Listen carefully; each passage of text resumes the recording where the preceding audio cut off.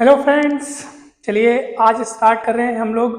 नया टॉपिक है limit of sequence. Last video में हमने सीक्वेंस का बेसिक कंसेप्ट, सीक्वेंस की डेफिनेशन, टाइप्स ऑफ सीक्वेंस और भी तमाम बातें सीखी थी।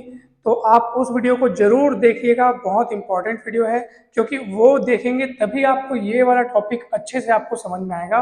तो अगर आप तक अभी तक वो वीडियो अगर आपने नहीं देखा है तो वो ज़रूर से देखिए। और क्योंकि इस टॉपिक को मैंने पहले भी कहा था कि इसको अलग से बताना पड़ेगा, क्योंकि ये बहुत इंपॉर्टेंट टॉपिक है। मतलब ये समझ लीजिए कि अब आगे हम इसी के बारे में बातें करेंगे। लिमिट ऑफ सीक्वेंस काफ़ी इंपॉर्टेंट है। सो चलिए स्टार्ट करते हैं इसको। डायरेक्ट डेफिनेशन बताऊंगा तो आपको थोड़ा सा कठिन लगेगा ये, क्योंकि इसकी डेफिनेशन थोड़ी पेचीदी है, इसलिए आपको थोड़ा सा कठिन लगेगा। तो मैं एग्जाम्पल लेते हुए पहले आपको कुछ समझाता हूँ और उसके बाद हम डेफिनेशन में पहुँचाएंगे, ठीक है। काफ़ी इंपॉर्टेंट है, ये सब के लिए काम आएगा, चाहे आप बीएससी सेकेंड ईयर के हों या बीएससी फाइनल ईयर के हों या आप किसी कॉम्पिटिटिव एग्जाम की तैयारी कर रहे हों। देखिए होता क्या है, डेफिनेशन तो बच्चे लोग रट लेते हैं और उसके बाद थ्योरम्स बनाते हैं और एग्जाम्पल बनाते हैं, लेकिन डेफिनेशन के अंदर छिपी हुई जो बात है, जो एक्चुअल मीनिंग है, एक्चुअल जो कंसेप्ट है, वो बहुत कम लोग समझ पाते हैं। तो इसलिए उसी को समझाने के लिए मैं एग्जाम्पल्स का सहारा लूँगा यहाँ पे। और एक्चुअल जो इसका मीनिंग है कि ये लिमिट ऑफ सीक्वेंस होता क्या है, वो आज हम समझने की कोशिश करेंगे। सो सब ध्यान से सुनिएगा और बहुत इंपॉर्टेंट है ये। मान लीजिए मैं एक सीक्वेंस लेता हूँ एस एन, डिफाइन करता हूँ, मान लीजिए 3n/n+3 के द्वारा, ठीक है। ये सीक्वेंस है, ये एस एन लिखा हूँ, इसका मतलब ये मैं सीक्वेंस का nth टर्म लिखा हूँ और मैं ऐसे करली ब्रैकेट लगा दिया, मतलब मैंने पूरे सीक्वेंस को शो कर दिया, ठीक है। इस तरीके से हमने शो किया, जहाँ इसका जो nवा पद है यानी nth टर्म है वो 3n/n+3 है। और इसके साथ साथ मैं एक संख्या लेता हूँ, एक नंबर लेता हूँ जिसका नाम है एप्सिलॉन। मैं एप्सिलॉन नाम देता हूँ उसको, मान लो करके लिखता हूँ। मान लीजिए एप्सिलॉन है आपका 1/2। एप्सिलॉन क्योंकि हम जो बताना चाहते हैं उसके लिए एप्सिलॉन को जितना मन उतना हम छोटा लेंगे तो चलेगा। एप्सिलॉन एक पॉजिटिव नंबर है और जो कि छोटा से छोटा हम ले सकते हैं अपनी इच्छा अनुसार। छोटा बड़ा वैसे कुछ भी हो सकता है, लेकिन लिमिट ऑफ सीक्वेंस समझाने के लिए हम बारी बारी से अभी नेक्स्ट स्टेप में एप्सिलॉन को इससे और छोटा लेंगे, तब ये अच्छे से समझ में आएगा, ठीक है। तो एप्सिलॉन को मैंने कितना ले लिया, 1/2 ले लिया, और ये ऐसे मतलब ले लिया 3n/n+3, अपनी इच्छा से डिफाइन कर दिया, आप और कुछ भी ले सकते हैं। तो चलिए अब हम देखते हैं कि भाई चलो दो दो चीज़ें तो हमने बता दी, एस एन मतलब बता दिया 3n/n+3, और एप्सिलॉन एप्सिलॉन मैंने कितना डिफाइन किया, अब 1/2 मैंने बोल दिया। अब मैं एक ऐसी संख्या ढूंढने जा रहा हूँ, मैं लिखता हूँ यहाँ पे, तब हम एक ऐसी संख्या यानी ऐसे नंबर की खोज करेंगे, तब हम एक ऐसी संख्या m1 ज्ञात करेंगे जिसके लिए m1 आपको फाइंड करना है। किस तरीके से फाइंड करना है, जिसके लिए ये वाली बात सच हो, mod of S N minus, ठीक है, mod of S N -3 less than जो एप्सिलॉन, एप्सिलॉन कितने हैं 1/2। अब यहाँ पे आपको बोलोगे सर ये समझ नहीं आया, क्यों समझ नहीं आया सर, ये 3 कहाँ से आया, 3 आप क्यों लिख ले यहाँ पे, इसको मैं सबसे लास्ट में बताऊंगा, ठीक है। ये 3 यहाँ पे क्यों लिखा सबसे लास्ट में बताऊंगा। फिलहाल आप सिर्फ ये देखिए कि कार्य हो कैसे रहा है, ठीक है। एस एन अपने पास है, 3 ले लिया हूं मैं, और इनका मॉड यानी इन दोनों एस एन -3 लिखा है, मतलब दोनों का डिफरेंस, दोनों में कितने का फासला है, कितने की दूरी है, कितने का अंतर है। और वो अंतर बहुत ज्यादा नहीं है दोस्तों, बहुत कम अंतर है। कितने का अंतर है, 1/2 से भी कम, यानी दोनों के बीच एस एन और 3 के बीच का फासला 1/2 यानी 0.5 से भी कम है, ठीक है। और ये बात सच होनी चाहिए उन सभी एन के लिए जो इस m1 जिसको हम अभी चुनने वाले हैं या ज्ञात करने वाले हैं, उन सभी मतलब m1 ऐसा है कि m1 से बड़े सभी n के लिए ये बात सच होनी चाहिए। सभी n के लिए ये बात सच होनी चाहिए। ये बात अभी भी आपको समझ में नहीं आ रही होगी क्योंकि आप पहली बार समझ रहे हैं। चिंता की बात नहीं, अभी हम इसको सॉल्व करेंगे, पूरा खेल खेलेंगे, उसके बाद आपको गारंटी के साथ समझ में आएगा। चलिए तो हम आगे बढ़ते हैं।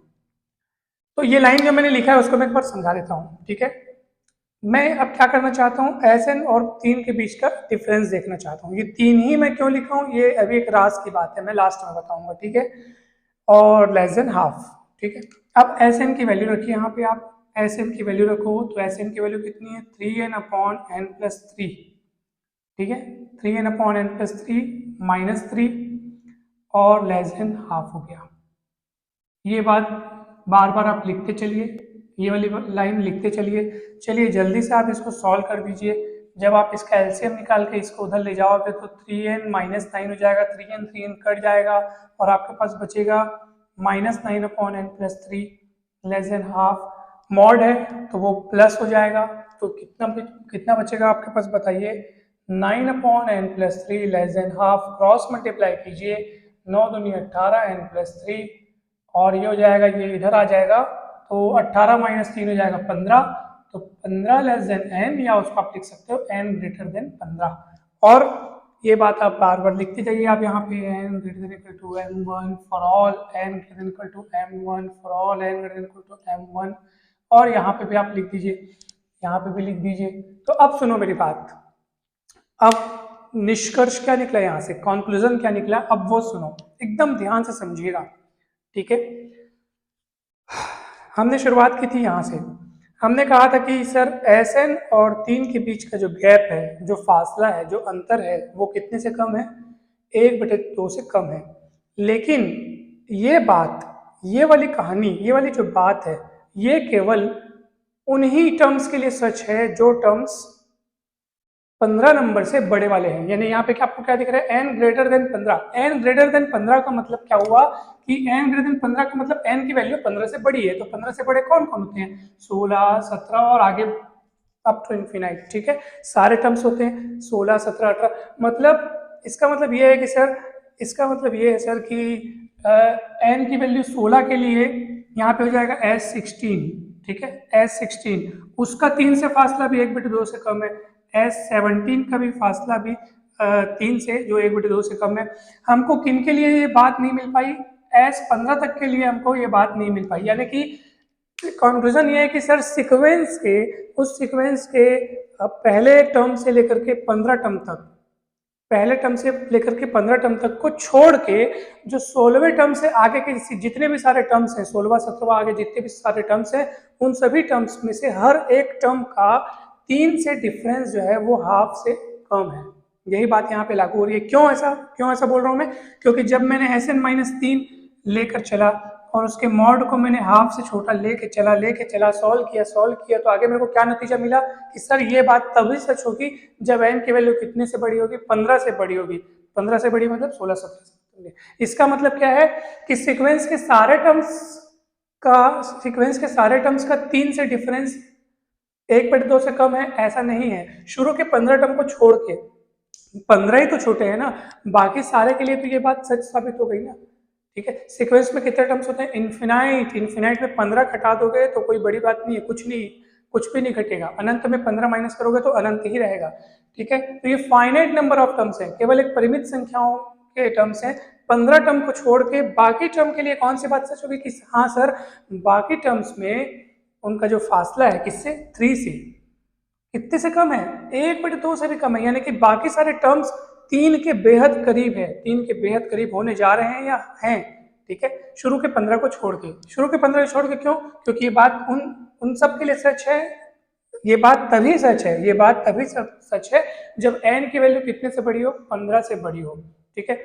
मुझे ये नहीं पता कि S1 और 3 के बीच का फासला 1/2 से कम है क्या, नहीं पता, 15 तक के लिए नहीं पता, लेकिन 16 से गारंटी मिल चुकी है सर कि उनका डिफरेंस, जो 3 से उनका डिफरेंस है वो 1/2 से कम है। मतलब हम बहुत हद तक, अब बोलोगे सर अब एक लाइन में बता दो इसका रिजल्ट क्या है। एक लाइन में सर रिजल्ट इसका ये है कि सीक्वेंस S1 से चालू होती है सर, तो शुरू के 15 को छोड़ के बाकी सारे टर्म्स 3 से बेहद करीब हैं, इतने करीब हैं, 3 के बहुत नज़दीक हैं, और वो इतने नज़दीक है कि उनका 3 से जो फासला है वो 1/2 से भी कम है, ठीक है। ये हमको यहाँ से निष्कर्ष मिला। कहानी खत्म नहीं हुई है, कहानी अभी आगे बढ़ेगी। देखिए बुक में डेफिनेशन 3 लाइन की लिखी हुई है, वो डेफिनेशन हम आसानी से पढ़ सकते हैं, उनका थ्योरम्स में इस्तेमाल कर सकते हैं, लेकिन इसको आप अच्छे से देख लो, एकदम बेसिक चीज आपको समझ में आ जाएगा, बहुत मजा आ जाएगा। ठीक है, एप्सिलॉन को सर आपने इतना क्यों चुना, एप्सिलॉन को बदल के देखते हैं, हो सकता है कुछ नया चीज मिल जाए। तो चलिए हम एक काम करते हैं, अब मैं एप्सिलॉन को ले लेता हूँ, चेंज कर लेता हूँ एप्सिलॉन को, और यहाँ पे कहानी अगली लिखता हूँ मैं। ठीक है, एप्सिलॉन ले लेते हैं, अब हम मान लीजिए 1/3, फिर वही कहानी दोहराते हैं। अब मैं ये देखना चाहता हूँ कि सीक्वेंस के कौन कौन से ऐसे टर्म्स हैं। अभी 15 लोग छूट गए थे ना, ये बात तब सच हुई थी जब n ग्रेटर देन 15, यानी शुरू 15 छोड़ के बाकी सबका 3 से जो डिफरेंस है वो 1/2 से कम था। अब देखते हैं कि एप्सिलॉन को अगर मैं और छोटा कर दूं, अब मैं ये देखना चाहता हूँ, यदि एप्सिलॉन इज इक्वल टू 1/3 के लिए देखते हैं, और हम ये देखना चाहते हैं फिर वही वाली कहानी। अब हम एक ऐसी संख्या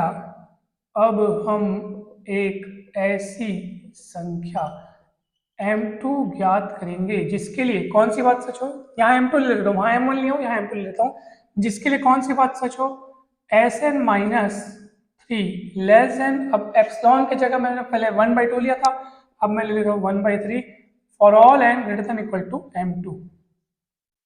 ठीक है, तो मैंने ये मान लिया।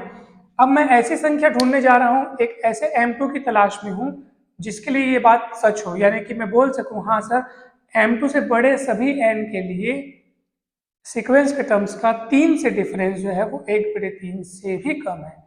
यहाँ देखो, यहाँ पे डिफरेंस 1/2 से कम था, यहाँ पे डिफरेंस 1/3 से कम है। तो बताओ सीक्वेंस के टर्म्स 3 के करीब कहाँ ज्यादा हुए, यहाँ 3 के करीब ज्यादा है कि यहाँ ज्यादा है, क्यों बताओ, क्योंकि 3 से उनका फासला इतना कम है कि वो 1/3 से भी कम हो गया, वहां तो 1/2 से कम था, ज्यादा नजदीक हम यहाँ पहुंच चुके हैं। जल्दी से सॉल्व करते हैं। चलिए एस एन की वैल्यू क्या है सर, ये देखिए sir 3n/n+3 -3 less then 1/3, cross multiply करोगे 3n कट जाएगा, सेम मिलेगा आपको। तो डायरेक्ट मैं वो वाला लिखता हूँ 9/n+3 और ये 1/3। ठीक, अब देखिए 9 × 27 n+3, अब देखो आप इसको इधर 27 में 3 या 24, इसका मतलब n ग्रेटर देन 24 आपको मिलेगा यहाँ से। वही वाली कहानी अब फिर अब बताइए, अब आप समझ गए होंगे सर आगे क्या बोलने वाले हैं। वहां पे मेरे को मिला था n ग्रेटर देन 15 मतलब 16 से आगे की कहानी के लिए ये बात सच थी। यहाँ पे मिला n ग्रेटर देन 24, इसका अर्थ क्या है सर, n ग्रेटर देन 24 का अर्थ क्या है कि सर, इसका बाद कहाँ लिखूँ मैं, इसको मिटा रहा हूँ मैं। ठीक है, इसको मिटा देता हूँ मैं। तो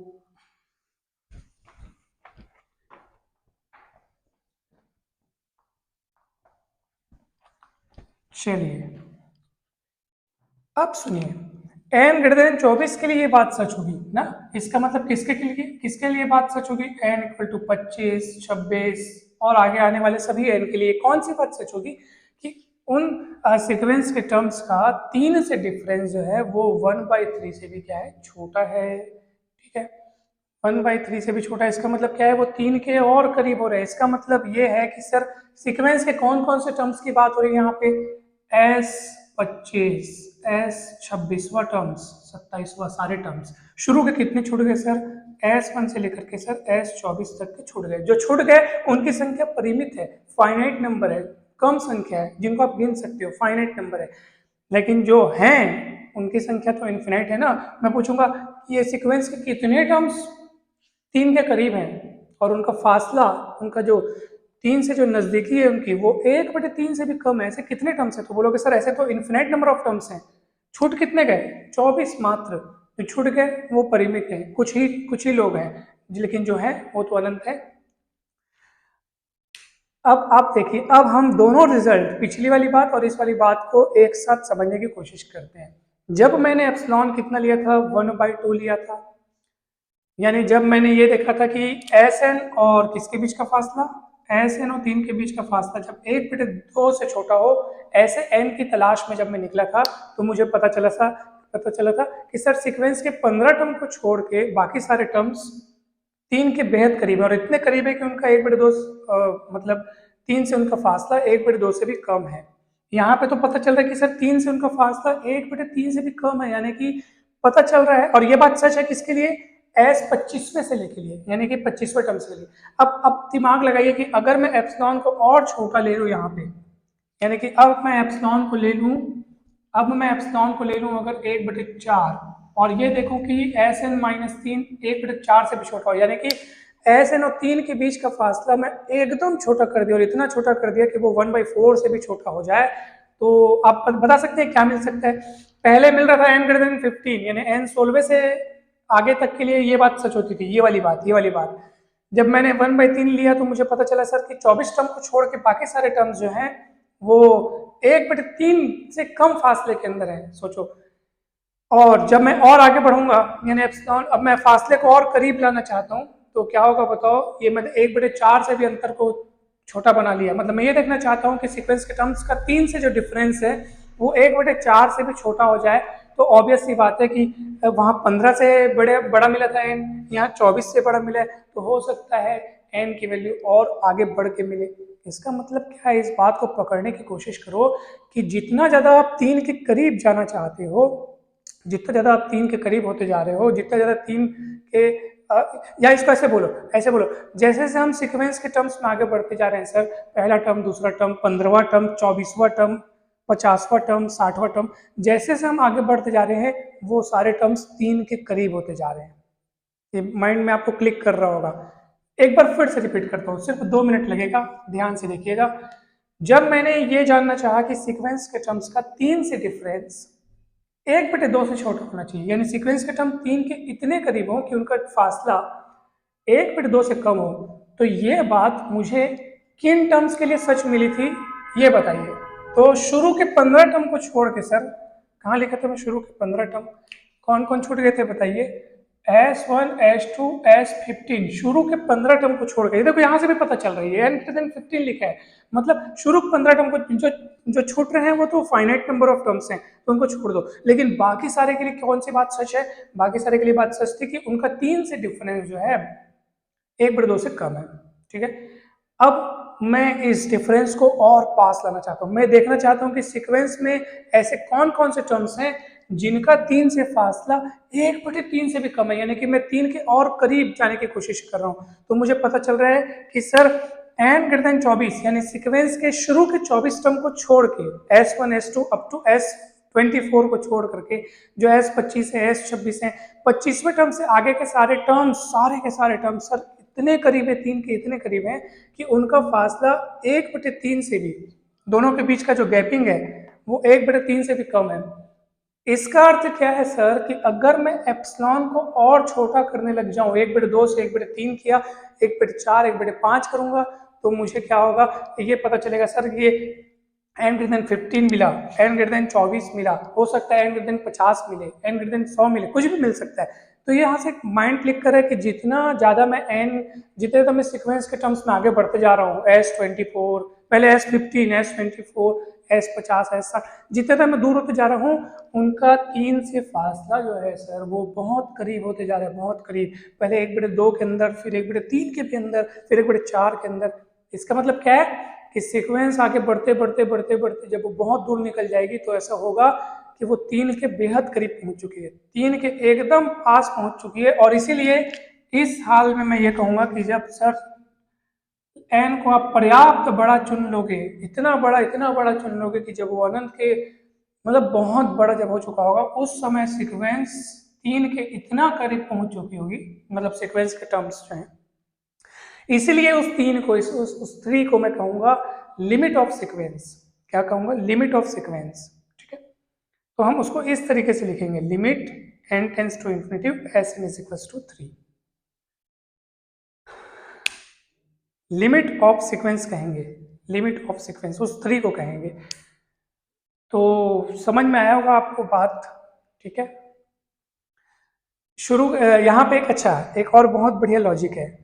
सीक्वेंस के जो शुरू टर्म्स का कोई वो नहीं था, 15, जब मैं एप्सिलॉन को कितना लिया था, 1/2 लिया था ना, तो शुरू के 15 टर्म के बारे में कोई जानकारी नहीं थी। मत हो, कोई दिक्कत नहीं है, कुछ ही लोग तो छूट रहे हैं, लेकिन 15वें से आगे वाले टर्म्स के लिए 16, 17, 18 इन टर्म्स के लिए कौन सी बात की जानकारी आपको पता चली कि सर उनका 3 से डिफरेंस 1/2 से कम है, ठीक है, मतलब 1/2 के करीब है।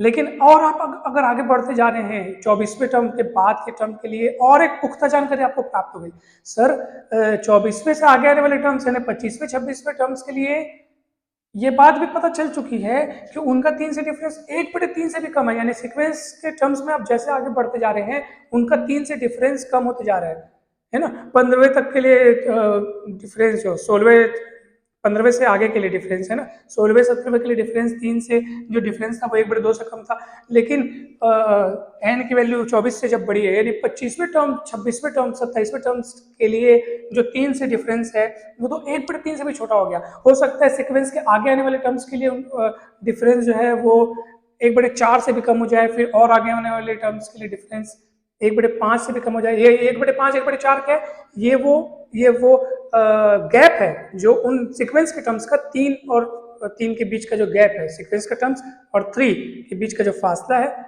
वो 1/4 से कम, आगे चाहते जाओगे 1/5 से कम। इसका मतलब क्या है कि वो टर्म्स उस 3 के एकदम करीब होते जा रहे हैं। तो जब n की वैल्यू बहुत बड़ी हो जाएगी तो सीक्वेंस का टर्म लगभग 3 के करीब पहुंच जाएगा। इसलिए यहाँ पर लिमिट जो है वो 3 लिखी है। ये फुल डिटेल एक्सप्लेनेशन था दोस्तों, इसको अगर आप अच्छे से समझ गए होंगे तो आप लिमिट ऑफ सीक्वेंस समझ गए हैं। अब इसमें एक बात बताइए, जैसे जैसे मैं एप्सिलॉन को चेंज कर रहा हूँ, ये एप्सिलॉन को जैसे जैसे मैं चेंज एप्सिलॉन को 1/2 लिया, फिर मैंने एप्सिलॉन को कितना लिया 1/3 लिया, ठीक है, उस हिसाब से मेरा ये भी चेंज होते जा रहा है। देखो मैं पहले ऐसे m1 की तलाश में था, ऐसे m1 की तलाश में था, जिससे बड़े सभी n के लिए ये बात सच हो, यानी कि यहाँ पे m1 कौन चुना गया बताओ भला, यहाँ पे m1 चुना गया, n ग्रेटर देन कितना लिखा है 15, तो n की वैल्यू हमेशा m1 से बड़ी या बराबर होनी चाहिए, बड़ी या बराबर, यानी बराबर की भी अगर गुंजाइश है, इसलिए आप यहाँ पे m1 को लेंगे 16, ठीक है 16 लेंगे m1 को, 15 क्यों नहीं ले सकते, क्योंकि n की वैल्यू m1 से बराबर या बड़ी चुननी है, तो 16 लेंगे आप। तो 16 और 16 का मतलब यह है कि 16 और उसके आगे आने वाले सारे पद के लिए Sn का 3 से फासला हाफ से छोटा है, इसका मतलब। और यहाँ पे m1 कितना लेंगे बताइए, यहाँ पे देखो n की वैल्यू मिली है ग्रेटर देन 24, इसका मतलब यहाँ पे m1 कितना लेंगे बताइए 25 लेंगे। n का मान 24 से बड़ा ही होना चाहिए, 24 नहीं होना चाहिए, 25 और उसके आगे, तो m1 कितना लेंगे 25, यानी 25 और उसके आगे आने वाले सारे टर्म्स के लिए ये बात सच हुई। जैसे हम सीक्वेंस में आगे बढ़ते जा रहे हैं 3 के करीब होते जा रहे हैं, हम 3 के बेहद करीब होते जा रहे हैं, 3 के बहुत पास, इसलिए वो लिमिट कहलाएगा 3। अब मैं आपको बताता हूँ इसका डेफिनेशन। तो अब मिटा दो इसको, मैं अच्छे से समझ में आया होगा, एक बार अच्छे से आप रिवर्स करके देख लीजिए वीडियो को, एक बार फिर से देख लीजिए, कहीं अगर डाउट होगा तो आपको समझ में आ जाएगा, ठीक है।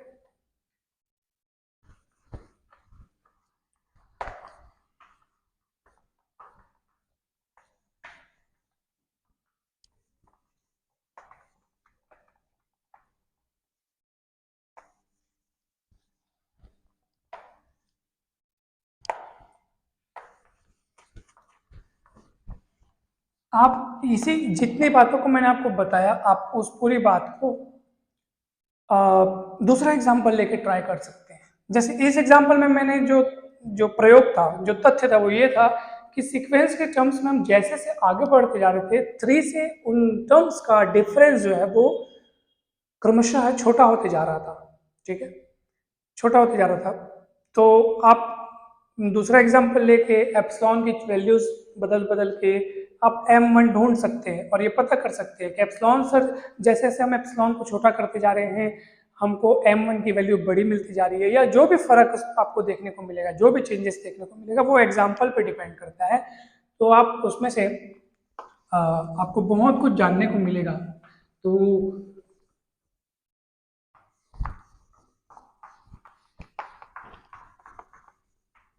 अब मैं आपको बता रहा हूँ इसकी डेफिनेशन, ठीक है। मान लीजिए Sn कोई सीक्वेंस है, ठीक है, मान लो Sn कोई सीक्वेंस है, सीक्वेंस यानी अनुक्रम, तब कोई वास्तविक संख्या L है ना, वास्तविक संख्या इसलिए L बिलोंग्स टू R लिखा हूं, इस अनुक्रम Sn की सीमा कहलाती है यदि किसी दिए हुए एप्सिलॉन ग्रेटर देन 0 के लिए एप्सिलॉन हमेशा पॉजिटिव नंबर होता है, ठीक है, सीमा यानी लिमिट होता है। और एप्सिलॉन दिए हुए एप्सिलॉन क्यों बने, क्योंकि एप्सिलॉन हमने लेके चला था, कभी 1/2 ले लिया, फिर और छोटा 1/3 ले लिया, मतलब एप्सिलॉन गिवन क्वांटिटी है और उसके लिए आपको m1 की तलाश करनी है, ठीक है। तो तलाश करनी है m1 की, इसलिए हम देयर एग्जिस्ट लिखेंगे। यदि किसी दिए हुए एप्सिलॉन ग्रेटर देन 0 के लिए देयर एग्जिस्ट m1, और ये m1 नेचुरल नंबर होगा या z प्लस आप लिख सकते हो धनात्मक पूर्णांक, m1 जो है वो धनात्मक पूर्णांक है, तो उसका आप नेचुरल नंबर्स में के सेट में बिलोंग करता है ऐसा भी लिख सकते हो, z प्लस भी लिख सकते हो। इस प्रकार की सर, कि उसके लिए कौन सी बात सच होनी चाहिए, कि वो एन और जिसको आप लिमिट के रूप में देखना चाह रहे हैं वो उनका उनका मतलब एस एन और एल के बीच का जो फासला है वो एप्सिलॉन से छोटा होना चाहिए। और ये बात सच होनी चाहिए उन सभी एन के लिए जो यहाँ एम वन नहीं सिर्फ एम ले लेते हैं, जब एक से ज़्यादा एम की जरूरत पड़ेगी तब m1 m2 लेंगे, जैसे यहाँ पे लिए थे। तो उन सभी सीक्वेंस के टर्म्स जिनका फासला l से छोटा हो, और कितना छोटा हो, एप्सिलॉन क्वांटिटी से भी छोटा हो, ऐसे m की हमको तलाश करनी है। पूरी बात मैं वही लिखा हूँ जो हमने एग्जाम्पल में करी थी। m1 का मान याद करो, m1 पहले 16 आया था, है ना, और एप्सिलॉन में कितना चुना था, 1/2 चुना था, और लिमिट के रूप में कितना आया था, 3 आया था, याद है। अब बोलेंगे सर वो 3 कैसे आया था, आपने राज की बात रखी थी उसको बता दीजिए आप। तो वो कुछ नहीं है, उसके पीछे ज़्यादा राज की बात नहीं है, बस आप limit n tends to infinity ऐसे निकाल लीजिए। तो limit n tends to infinity S N की वैल्यू कितनी थी, 3n/n+3, तो आप लिमिट निकाल लो, n कॉमन निकाल लो, लिमिट n टेंस टू अनंत, n कॉमन निकलेगा 1+3/n, n कटेगा, n का मान अनंत रखोगे तो 3 आ जाएगा आंसर। ये 3/n 0, 0 + 1 1, 3/1 यानी 1। तो यहाँ से लिमिट आती है 3, इसलिए मैंने वहाँ पे इस l के जगह पे उस एग्जाम्पल में 3 रखा हुआ था, ठीक। ये हो गई इसकी डेफिनेशन। अब हम कुछ और एग्जाम्पल्स को अभी देखें कि नेक्स्ट वीडियो में देखें, जैसा आप कहें। चलिए मैं इसके लिए एक नेक्स्ट वीडियो बनाऊंगा, सिर्फ एग्जांपल्स रखूंगा, उसमें लिमिट पे बेस्ड एग्जांपल से एग्जांपल रहेंगे, पूरा एग्जांपल का एक वीडियो बनेगा, फिर लिमिट पे बेस्ड जितने थ्योरम्स रहेंगे उनका एक अलग से वीडियो बनाऊंगा, ठीक है। छोटे छोटे वीडियोस देखो तो आपको ज़्यादा अच्छा लगेगा, क्योंकि चलिए तो फिर ये है लिमिट ऑफ सीक्वेंस और इसकी डेफिनेशन हो गई, और इसमें तमाम एग्जांपल्स मैं नेक्स्ट वीडियो में बनाने का प्रयास करूंगा, ठीक। थैंक यू सो मच, ये बहुत हेल्पफुल वीडियो है। आप इसे जितना ज़्यादा हो सके अपने सारे फ्रेंड्स जो दूसरे दूसरे जगहों पे पढ़ते हैं और सभी को भेजिए, क्योंकि ये ना लिमिट ऑफ सीक्वेंस जो है फुल डिटेल में इसमें समझाया गया, फुल डिटेल और फुल एक्सप्लेनेशन, फुल एग्जाम्पल्स देखे, ठीक। आप इसे ज़रूर से आप अच्छे से एक बार 2-3 बार और देखिए और बना बना के प्रैक्टिस कीजिए, एग्जाम्पल चेंज करके प्रैक्टिस कीजिए। बुक्स में आपके बहुत सारे एग्जाम्पल्स दिए होंगे, और वीडियो अच्छा लगता है ना तो लाइक किया कीजिए, और चैनल को अगर अभी तक आपने सब्सक्राइब नहीं किया है तो ज़रूर सब्सक्राइब कर लें, और बेल आइकन को दबाना ना भूलें, क्योंकि इससे क्या होगा, जब मैं वीडियो अपलोड करूँगा तो उसका नोटिफिकेशन आपके पास आएगा, पहले आएगा, सबसे पहले आएगा। So thank you so much. आप सदैव हंसते रहें, स्वस्थ रहें, मस्त रहें, मुस्कुराते रहें, इन्हीं शुभकामनाओं के साथ नमस्कार।